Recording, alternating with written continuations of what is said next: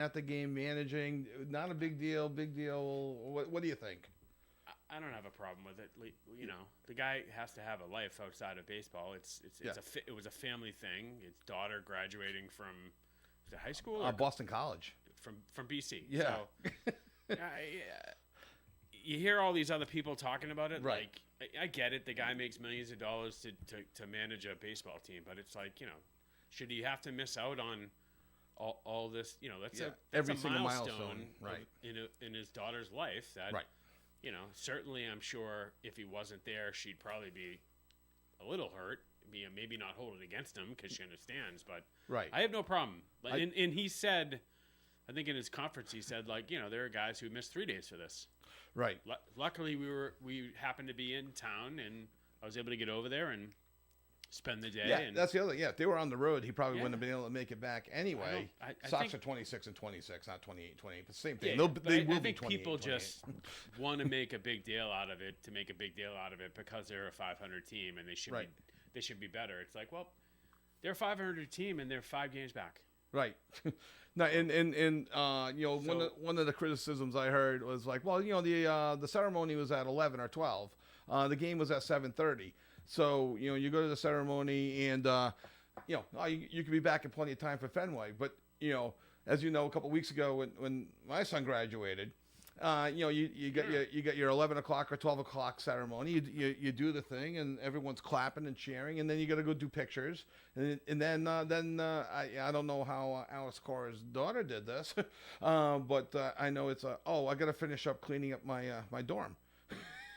Well, 3 hours later. Right. we went out. Yeah, I mean, and then we went out for the family dinner around 5 o'clock. You know, I think it's the Boston media just trying to create something out of nothing. Yeah, in some of these guys, it's like, really? Would you miss your daughter's graduation from college? No. For your, you know, no, I'm not. I mean, it's apples and oranges to compare a sports radio host to a Major League Baseball manager. But still, it's, you know, and at the end of the day, you know, well, they're 500. It's like, yeah, well, everybody's almost 500. Yeah. There's like a handful of teams that are over 500. Right. Exactly. Yeah, the NL West. So the baseball in general is a mediocre sport right now. If it was a playoff game, you know, maybe not. You know, but it was a throwaway game in May. Not that any game should be a throwaway game. I don't mean it that way. They have enough staff. They have enough analytics. They have enough data. You know, the worst thing now, you know, we 5 teams in the major leagues that are over 600. That's it. Everyone else is under. Yeah. So it's, you know, I think you got to give the guy a little leeway on this. It's not like he was, you know, missing it to go to like his nephew's graduation. Oh yeah, no, exactly. No, it's his own kid going to Boston College. That's a heck of an accomplishment. One is a heck of an accomplishment just to get into that school, and then you know it's all right. So we're in agreement on that. Yeah. Let's see. I want to hear your thoughts on this because this is, you know, and we know Moose calls in and he's very anti-Cora, and I pick my spots a little bit more here and there on Cora because I do like him overall. But they have the game where Walker Buehler gets tossed after 2 1/3, I think it was 53 pitches, and they got to go to the bullpen. And who do you get up next? You got Garrett Crochet, ready to pitch. Good. You need 7 or 8 innings out of him, and they yank him at 5 1/3. At 85 pitches, and the only thing I heard is, you know, they're trying to monitor him for the playoffs. You know, I mean, till October. Try to get him to October, and I get that, and I appreciate that. And then another thing I heard is like, well, we don't want him going over 300 pitches over any 3-game span, and that 85 pitches brought him to just under 300 when you count the other 2 games. But here's the problem: the bullpen is a mess. This year and has been. I know they did pretty well, you know, in some games, but it was 1-1. He just struck out the guy. He's 5 1/3 innings in. The average pitcher averages 15 pitches per inning. 15 more pitches would have got him to 100. Would have got him into the 7th inning, and then maybe, you know, and you save the bullpen another inning. I don't know. I was upset that they took Crochet out at that point. Yeah, I mean, I can see it both ways. I mean, certainly that was, you know, when they picked him up, part of the I guess the questions were like, well, the guy hasn't pitched a lot, right? He's been injured, and he's never thrown. He's never gone more than 143 innings. So I can certainly see it on their end of like, hey, we want to make sure that this kid is, now he's a beast, but we want to make sure that he's a beast from start to finish, and we're not going to throw him out there. And now that we've signed him to a long-term deal, we're going to throw him out there and throw him, 100 plus pitches a game. And then I also can understand your. Well, I think it's the overanalyzation of the game, and you're not always allowed to just. What are your eyeballs telling you? Your eyeballs are going into this game, and they're saying, okay, we need Crochet. He is our number one. We can get one more inning out of him, and I don't think it'll affect October. Even if we have to give him another day of rest later on in the year or his next start. That's what bothered me, because it's like circumstances changed, but the analytics didn't change, because the analytics don't read into emotion. I'm a fan of stats and analytics and trends, but I don't want it to dictate every aspect of the game, and that's what it seems like it's doing, especially in that situation when the eyeballs told you he was fine, and to go one more inning, and me thinking, okay, in October, this one extra inning in May isn't going to affect whether or not it's health. That could be wrong. I can certainly understand that. I mean, he's your ace, right? So you can't have him in bubble wrap. Right. I certainly understand the thought process, but hey, I think you're right. I mean, if the eye test is the eye test, it's not like he was, his challenge, I think, this year has been he's thrown a lot of pitches. He has. And he is leading the league, I believe, in innings pitched on the year. They do want to get him to 200, and 200 is the new 300. When your Nolan Ryans of the world had 300 innings. I do think we have a caller on the line, so let's go to that call. And. Hello, you're on the air. Good morning, Saturday morning, guys. Good morning, Moose. How are you? Morning, hi, Kev. Hi, Pat. Hey, Moose. How are you? All right, pal. We got your favorite subject. We're talking about Alex Cora. I walked in the door and I heard crochet. I said, must be talking about his last outing. And indeed, I wanted to bring that up. Yes. Now, the Sox had just taken 2 games from the Mets. They didn't hit, and they had good pitching. The Mets are a good club. So you take two from them, and now it's very important that you need to sustain and get something and sweep. You got to get on a roll, lose 2, win 2, lose 1, win 1, back and forth, back and forth. So you got a 1-1 game. You're in the 6th inning. Your ace is on the mound. Your workhorse is on the mound. He's thrown 85 pitches. Yep. There's at least a half dozen outings where he's thrown over 100 pitches. Yes. So I'm watching the game. I says, oh, no, here comes Cora. Don't tell him he's going to take him out. He takes him out. I was very disappointed, but then again, guess what? Not surprised. No, Cora does it again.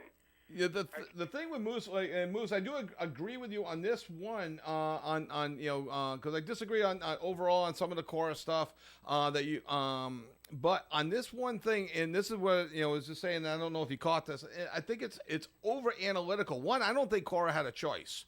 I think he was going to be limited to 90 pitches, and this is my problem. Not just the Red Sox, but the game. It's the overanalyzation of the eyeballs tell you he needs to pitch. I've never agreed with pitch count through the years. I think that's the worst thing they could have ever introduced into the game is pitch count. That wasn't even heard of years ago. Or as a badge of honor when they threw 180 pitches. Well, nonetheless, it defies the logistics of the game. If a pitcher is strong and you say, well, now I don't care if he's pitching no hitter. This has happened before. I don't care if he's pitching only 1 hit. He's giving up 5 or 6 innings. Sorry, pitch count. Pitch is not tired. He's throwing very well. He's striking everybody else, getting everybody up. But it's time to pull him because of pitch count. Yeah. No, it defies logic. It does. And I don't know if you caught that. One of the things I'd like to do, okay, he went over his pitch count. Well, then give him an extra day of rest on the other end. Let him come back then, or miss a start, or just delay it a day. And then you get rained out. Anyway, there's rainouts coming. So Kevin, again, he's your workhorse. He's your horse. Right. This guy is 6'7", 260. He can throw 200 pitches for crying out loud. And I do know the concern. He's never thrown more than 140 innings, so I get that. And they want to get him to 200, and I do get that, and I appreciate it. I just want the eyeball test to be part of the game. I want some analytics in there, but I want the eyeballs to be part of it. And they needed him after Walker Buehler got tossed the game before. And you actually bring up a good point too. Is that they had a chance to sweep the Mets for a 500 team to go actually get a sweep at home where they played miserably last year at home, and to maybe start establishing some home field advantage. I thought that was important of a game that you're going to have in May. The bubbles burst. You start again on a little roll, and all of a sudden you pull this crapola, and there goes your little streak. It's just that it just doesn't make it. It's no common sense. But I'll tell you what. Now this is something crazy, which has already happened early in the week. I don't know how to think about this college thing. He goes to his daughter's college, which is up the street from Fenway Park, right? A 10 a.m. Commencement. Okay, stay there. It's a beautiful morning, afternoon. Do you say, well, I'm going to stay with my daughter because it's a special day for her? Hey, buddy, listen, you got all day to stay with her. We got a 7 o'clock game. Take a cab across town and manage your ball club. That's what you're getting paid for. It's not a bereavement leave or something, or his wife's having a child or something to that matter. This is where Pat and I do disagree with you, Moose. It's by coincidence that they had a home game. It's a game in May. It's a huge milestone. His daughter graduated Boston College. I'm sure he communicated with the front office and got all the proper permissions, and it is a day. And just I brought up, I know when my son graduated, after you do all the pictures and everything, I'm sure there was like some last-minute clean-out of the dorms, and I'll be back in a minute. It takes 3 hours, and you got dinner plans. Next thing you know, it's 6 o'clock at night. It's these guys sacrifice as a player and as a manager. They sacrifice their whole family. I've never recalled him doing this before, and I'm okay with it. I'm sure. Go half with you. I'll agree half with you, Kevin. That's it. I think he can do both and come out on top. Spend half the day with your daughter and get your butt over to the ballpark and manage your team, because you've got all day to do it. You got 9 or 10 hours, 10-hour scope rather. I know it took my son 3 more hours to clean out his dorm room before we went out. Yeah. So it's perhaps I'm looking at this the wrong way. It's a family thing. Is it really? It's a milestone. I mean, not a lot of kids. Some families you got to. I think you can do both.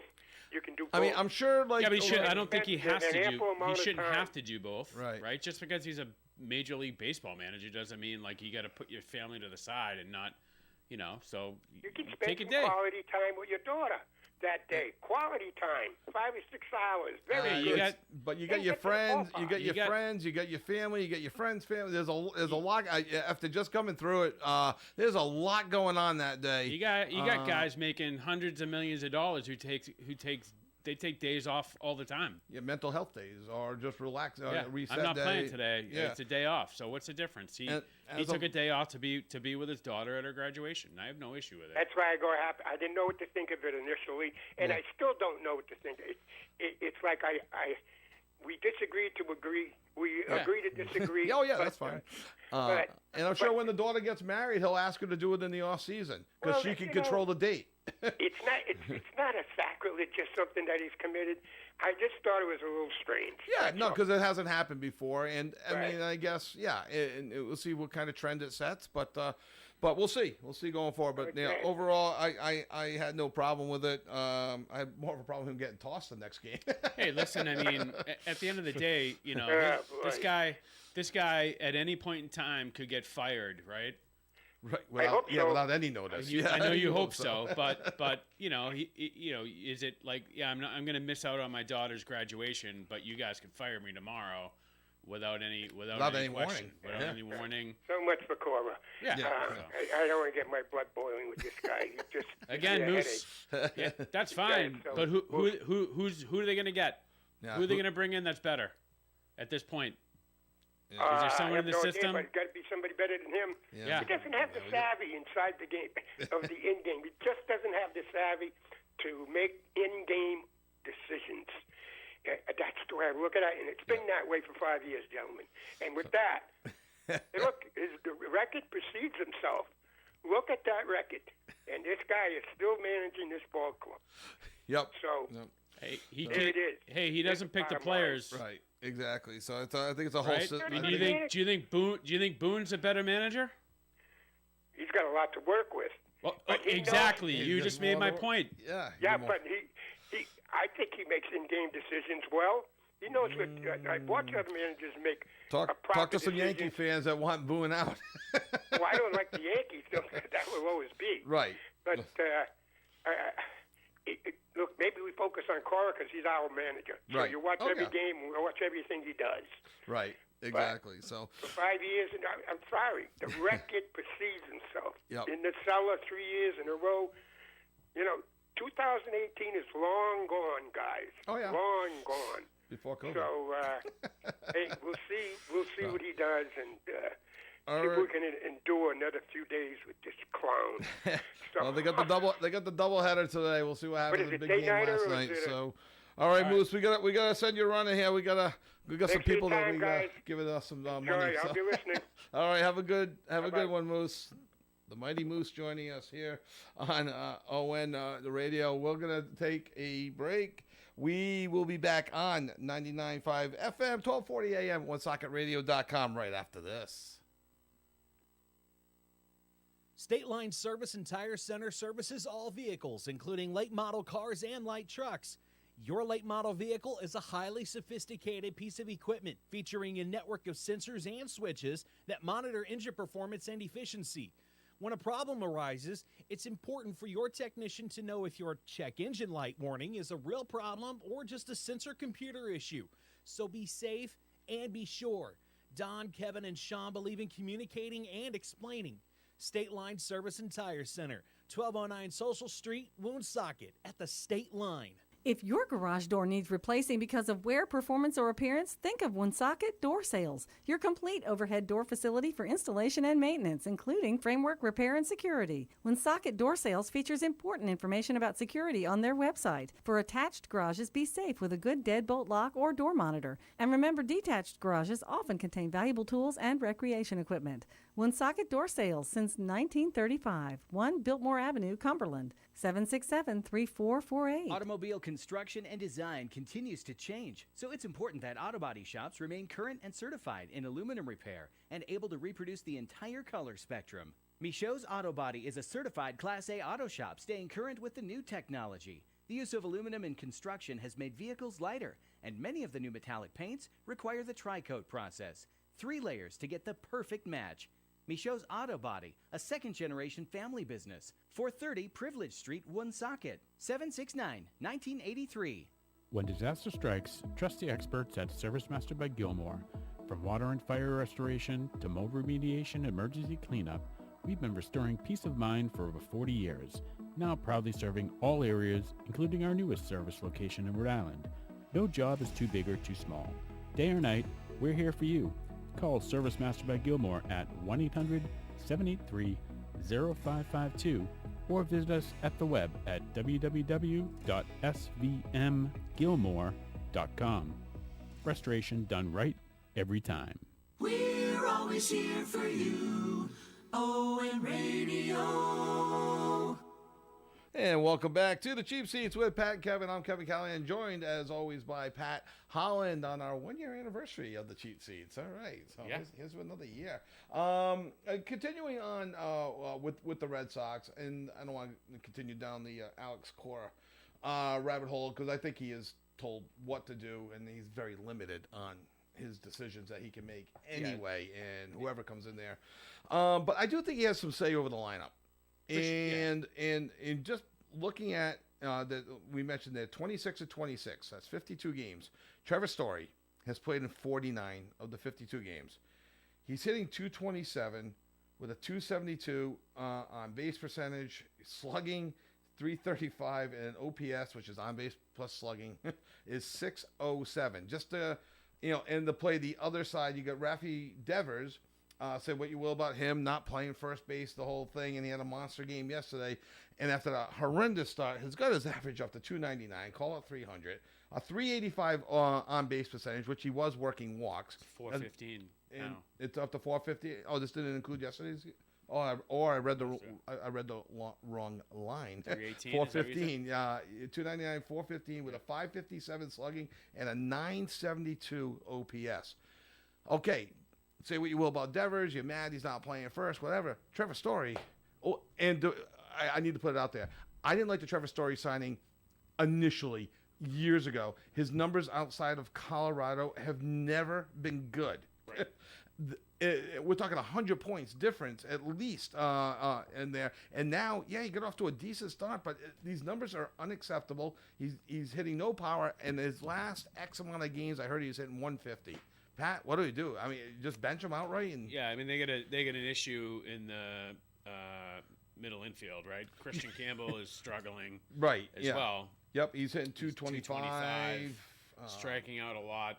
Yep, 51 strikeouts. 51 strikeouts, not as many as Story, but he does have 5 home runs, 15 RBIs, which isn't a ton. He does 8 doubles. So when he does put the bat on the ball, he's producing, but he's walking at a decent rate. His on base is about 100 points higher than his average, which is always a decent sign. You want to at least see 100 points. 23 walks. Yeah. So he is a rookie, second on the team, but he might be someone you need to sit as well, not to bench him, just to give him. And he has only played. He's missed about 10 games. And maybe that's the move. They bring Meyer up, put him at second. Give Campbell some downtime, or bring Meyer up, put him at short. Put him at short, and they can bring Rafaela into second. And I heard that as a possibility. And then maybe they bring Anthony up and put him in the outfield. Right. And Anthony, you had mentioned it in the open in our first go around on our Woo Sox update. Roman Anthony, 323 with a 455 on base percentage. He's wasting his time down there. There's no more he could do. Right. Meyer, okay, he seems to be at that 272. He always seems to be at that 9 home runs, which still leads the team. His RBIs are good. Taking balls at second base. He seems like he's just been very consistent. He started off slow and then has been hanging at that like 270 for most of the year. But Anthony, every time I look, his numbers are up just a little bit, from the previous week. Not hitting for the big power, but he's on base. He strikes out as much as anybody else on Boston, which leads the league, I think, in strikeouts. So he would fit right in there. So is it just service time that they don't want to call these guys up? It sounds like it to me. I mean, it sounds like Meyer is closer than Anthony in terms of them actually calling him up. Yeah. And I think it has to do with the service time. They don't want to lose that control. And Meyer is a better fit in the infield. I just heard Yoshida might be going on a 60-day injured list. He's still alive? I thought it was. Yeah, exactly. So I don't know. I don't know what's going on there. And now you get the Bregman injury. I guess he pulled a quad or day to day, maybe. Right. I haven't seen an update, but it looks like he'll probably be day to day. I mean, the little bit I know about quad injuries, they don't go away. No. And they get worse. You don't necessarily get worse by playing on it. You just feel worse. And he gets. I didn't see it happen, but he got a base hit off the wall, and he was going to leg it into a double, and that's when he immediately pulled himself out. Ironically, the last 3 or 4 games, the offense has been shuffling along. when he pulled himself out, that's when the Red Sox offense exploded. Yeah, I mean Devers 4 for 6, 8 RBIs, 2 home runs, a grand slam. Reef Schneider's been on fire. Yeah, he's hitting 327 as that left-handed specialist. I guess I'm sorry, righty bat. Actually, I've been relatively impressed with Carlos Narvaez, the catcher. Who's starting to. I mean, he was struggling at the when he started playing every day when Wong went down, and he's had a nice recovery. He's 3 for 5 yesterday. He's batting .291. He's doing what Connor Wong did last year. Yeah. Putting up these numbers, and I remember saying last year, I'm like, I am shocked by Connor Wong. He never put up the good numbers in the minor leagues, even in a limited time Boston. All of a sudden, he goes off and has a great year, but now he's back down to 156. So I think Narvaez, he's got to play all the time. 291, 357 on base, or 3 out of every 4 games. However you manage a catcher. Is this kid Toro? Is that the kid they picked up? Yeah, that's the first baseman. Yeah, that's hitting 140. Sogard was 3 for 6 yesterday. He had 2 runs and RBI, but he went over to third which I think is his natural position. And then they brought up this Abraham Toro. He's been up and down. He's been playing this year. He's been a sub in at first base. 2 for 3. He pitched too. Yesterday. He pitched? Yeah. They brought him in at the end. Jeez. But I don't know how I feel about them. They really need production out of Rafaela, he's slightly down based on his but he was a slow start last year. Right. There's rumor on him too that he's that they're mad at him or they're frustrated with him. He's not as patient as they wanted him to be. And you look at his numbers, like coming out of spring training, I remember saying, "Oh, good, he's not hitting great," but his on base was like about 100 points higher, meaning he was a little bit more patient. His on base is only about 50, 60 points higher than his batting average, and there's so there's a little bit of is he upsetting the front office staff? Do you have any thoughts? 401-766-1240. Your thoughts on the Sox, their season so far this year? And because I'm a big Rafaela fan, but if he's going to be impatient and 236 average, and then the other story, Bayo, he can't get through the 5th inning of any of his games. Yeah, and he's supposed to be. He's upset. Oh, he's throwing little tantrums on the mound. He's But this is the challenge when you pay these guys early. Yeah. Right. And then they. Well, it's a risk. You pay them early, and they kind of shut down. They get complacent with their money, or you don't pay them early. Then they're upset and they walk this first second they get, and then they become a star elsewhere. Yeah. And then everyone's mad, like how they misread John Lester, how they misread Mookie Betts and Xander Bogaerts. And so we'll see today. I mean, they're playing a doubleheader today, right? Right. So yeah. 105 and 635. Then they got Baltimore. These are the games they got to win. They got Baltimore struggling. Big time. They should take all these games, or at least, 3 out of the 4. Right. They got to start winning these series. Sweep when they get a chance. Right now. I'm comparing them to the Boston Bruins season. Boston Bruins about a third of the way through the season. We were questioning what is their identity. Who are they? Same thing with the Red Sox here. Yeah, they're lucky that the whole league is kind of like not great right now. They're about 5.5 games behind the Yankees, which is not insurmountable, especially in only a third of the way through the games. But what is their identity? I don't think they have one. Duran is starting to hit better. He's actually got similar numbers that he did last year at this time of the season. But some of the other guys are down. Bregman's been a good addition. Is he the leader in the locker room that they thought he was going to be? Is Devers divisive? Is Devers like they're not listening to him because they're mad at him? Like they said Marchand wasn't getting through to the younger guys as a captain. So is there any issue with that? Like, what is their identity? And I don't think they have one. Yeah, I think I don't know how much Devers could be a leader in the locker room. I don't see it. I don't see it. I don't think that's what he wants. I think that's why it was to bring a Bregman in. Bregman is really the leader. Yeah. Maybe a Crochet from a pitching standpoint. It's like having a pitcher as a leader. It's almost like having a goalie as a leader. It's they're their own little on their own little island, and they're kind of especially on game days you can't talk to them, and but yeah, no, it's I would like to see Crochet as a leader. He pitches as a leader. He was upset that he was taken out. Right. This is what it comes down to. They got to win series. Right. That's all baseball is. That's all baseball is. Win 2 out of 3. Right. 2 out of 3, 3 out of 4. Right. Maybe you split one every now and then, but if you gotta stop putting those together, especially over May, June, heading into the All-Star break. If you're not there by the All-Star break, then you're not getting there. It's typically. tough. You got a couple times. You had Arizona who went on that. The A's run. The A's did it a couple of times. Yeah.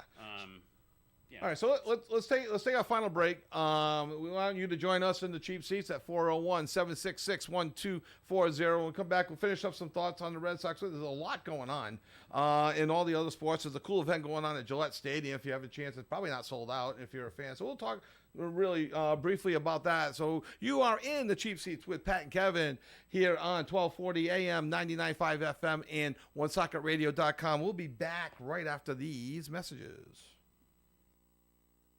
The latest Buick and GMC models are available at Tasket Buick GMC in Woonsocket. Buick Encore, Envision, Enclave, and Envista are on the lot waiting for you to take one for a test drive. New GMC crossovers, SUVs, as well as trucks and vans are also available. Thinking of a pre-owned vehicle? Tasket Buick GMC has more than 900 in stock, many under $15,000. Visit online, TasketBuickGMC.com, or stop into 55 Fortin Drive, Woonsocket. Tasket Buick GMC, you will be satisfied. And remember, there are no tariffs on the vehicles in stock at Tasket Buick GMC. Are you looking to beautify your property this spring? Look to A.J. Moran for stonework patios, steps, walkways, plus retaining walls. Are you looking to beautify your home this spring? A.J. Moran can put veneer stone right on your house to have beautiful looking stone.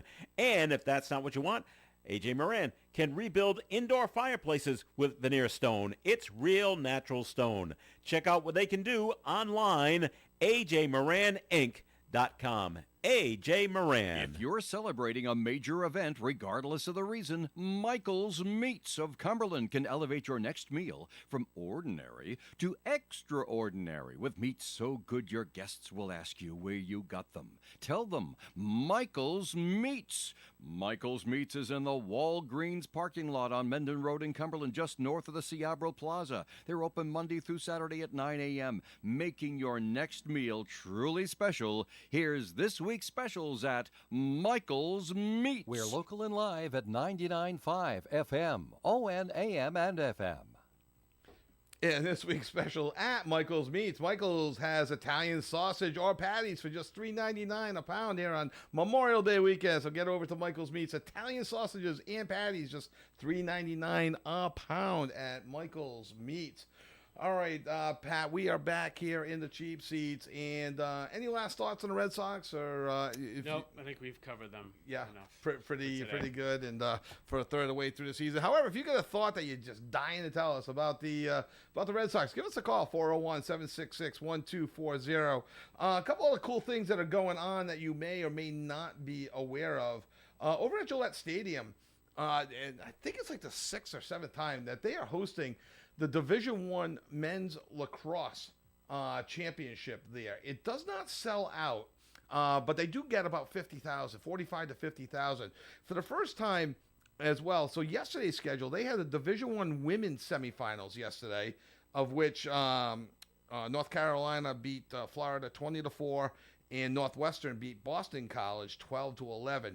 Today, they got the Division I Men's Semifinals at noon and 2:30. Cornell against Penn State, Maryland against Syracuse.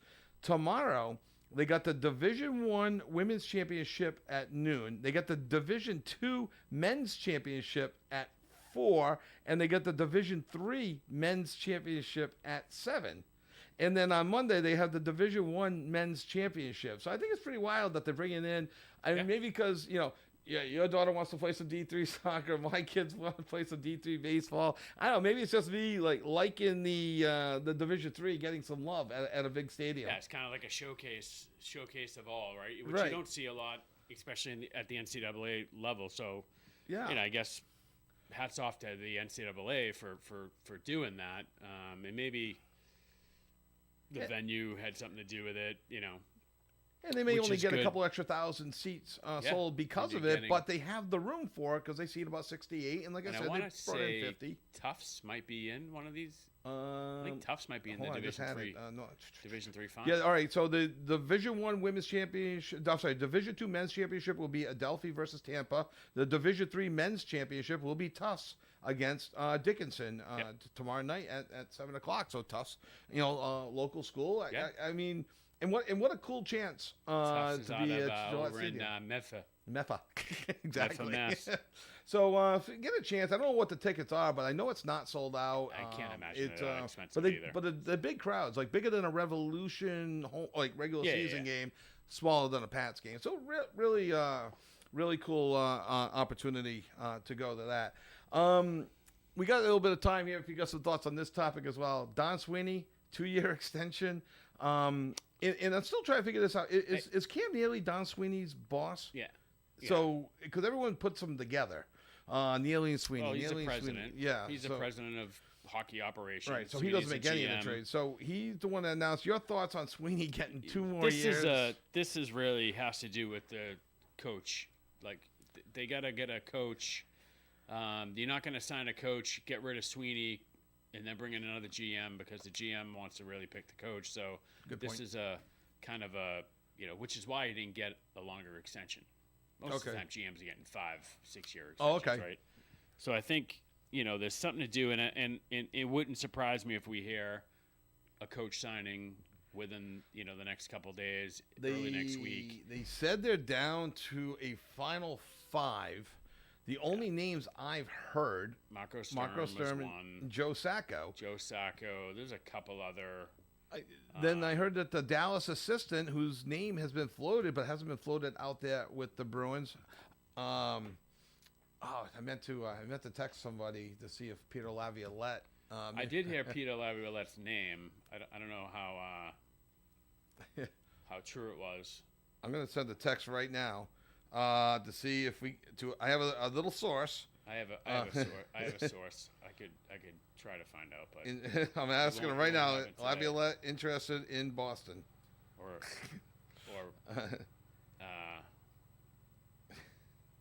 so Bruins. They talked to a lot of people. Yeah, looks like Marco Sturm, Jay Woodcroft, Mitch Love, Luke Richardson, Joe Sacco, and Jay Leach. Jay Leach also an assistant coach, was he down in Providence as well for several years? We talked briefly too. I mean, in the past, the Providence coach has done some good things too. He brought a team. Everyone says they have no prospects. And he brought them to the second round of the playoffs.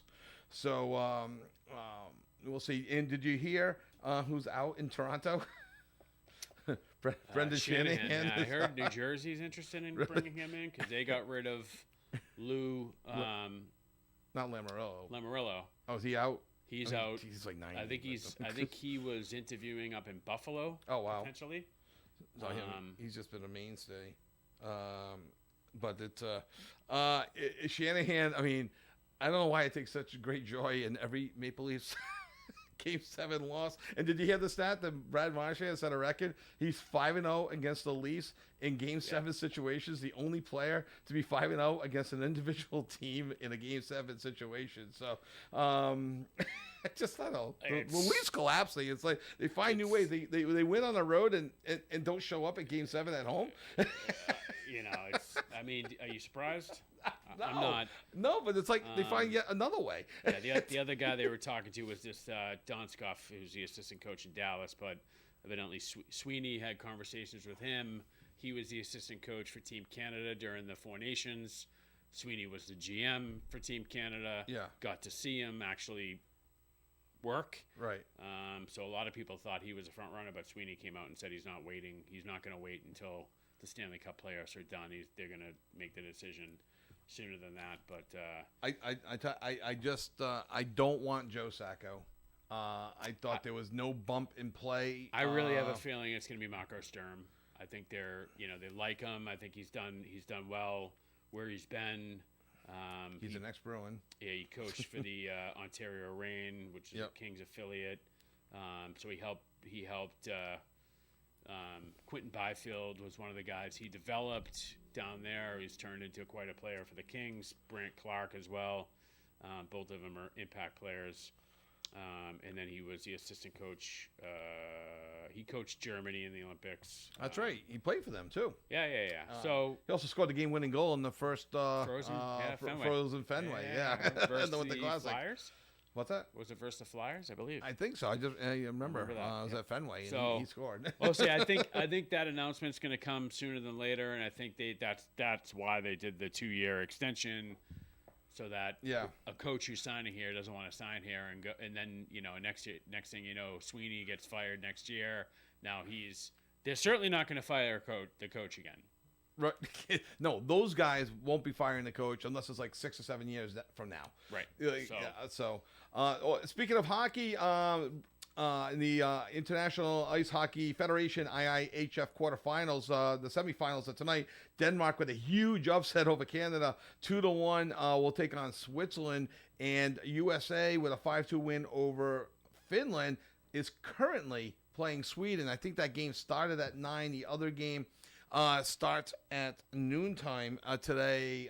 So again, people that were against the Four Nations tournament said, because of injury, this tournament is taking place in Denmark. Leading scorers, David Pastrnak. Elias Lindholm is having a great series. In net for USA is Jeremy Swayman. These guys, when their season ends, can't get across the pond to this year it's in Denmark. Other years it's been Sweden, Finland. It always seems to be overseas because the North American sites are being used for playoffs. These guys can't get there fast enough to continue playing, and they're not playing in front of these huge crowds. Denmark was the first one to sell out the other game, and that took to the quarterfinals and at home against Canada. Sidney Crosby went over. Crosby's there, yeah. Right? Exactly. So these guys they want to play. They take it serious. They do. They do. So so if you get a chance, tune in. It's on the NHL Network. I don't know. Do you have an update on the score? I was just trying to look for it. We'll see if we can get you a quick update on that. A couple things we didn't get to. Kind of a sad thing. I don't know if you saw her on Liam Hendricks' social media. People, these keyboard warriors on social media with the burner accounts. I wonder if he blows the game, and then people threatening him online, and I'm not sure, I don't know exactly. I'm sure it's got something to do with gambling. I think you may see more of that. Lucas Giolito actually complained about it back in spring training as well.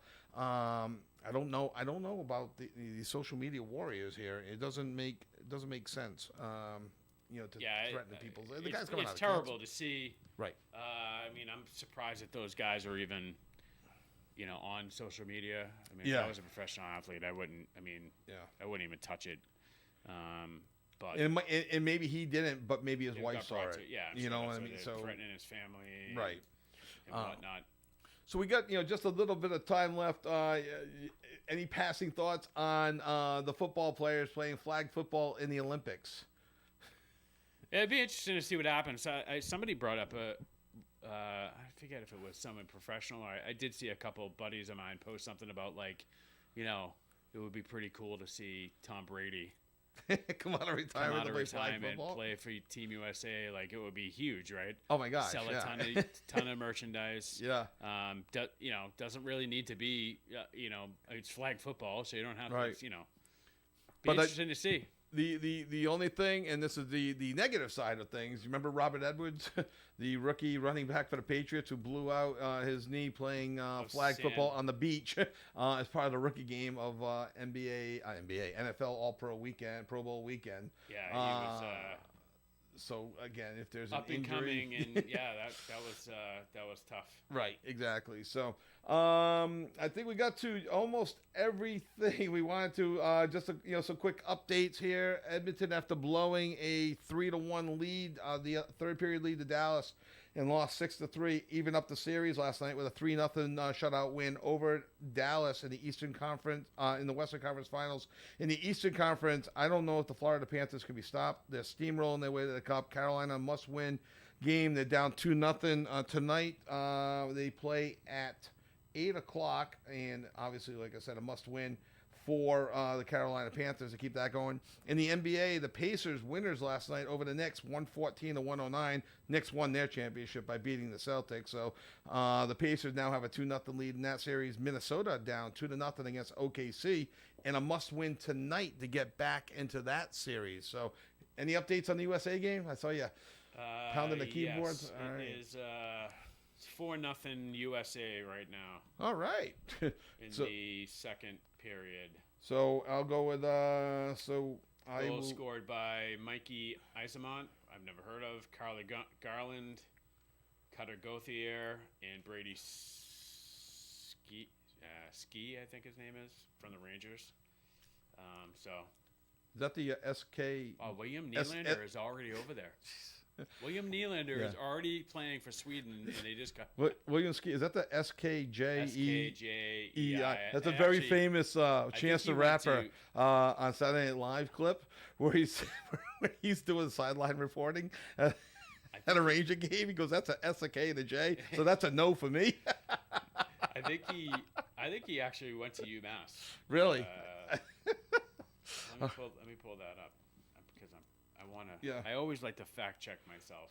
So it looks like if USA holds on, my prediction is they will take on. Let's go with the home team, Denmark. I predict Denmark over Switzerland. Gold medal game will be most likely Monday. I'm guessing. I'm not sure. Tune into NHL Network for that. Pat, any last thoughts before we sign off for this Memorial Day weekend? As you're fact checking away. No. Okay. I'm good. Good. We'll be here next weekend. We want to thank you all for joining us in the Cheap Seats with Pat and Kevin for one solid year. We hope to have some more fun over the course of the next year as well. And we always want to hear from you in the future. So jot down the number 401-766-1240 and call in. Join us in the Cheap Seats every Saturday on 1240 AM, 99.5 FM, and OneSocketRadio.com. Have a wonderful long weekend. Can you hit the... The time is 10.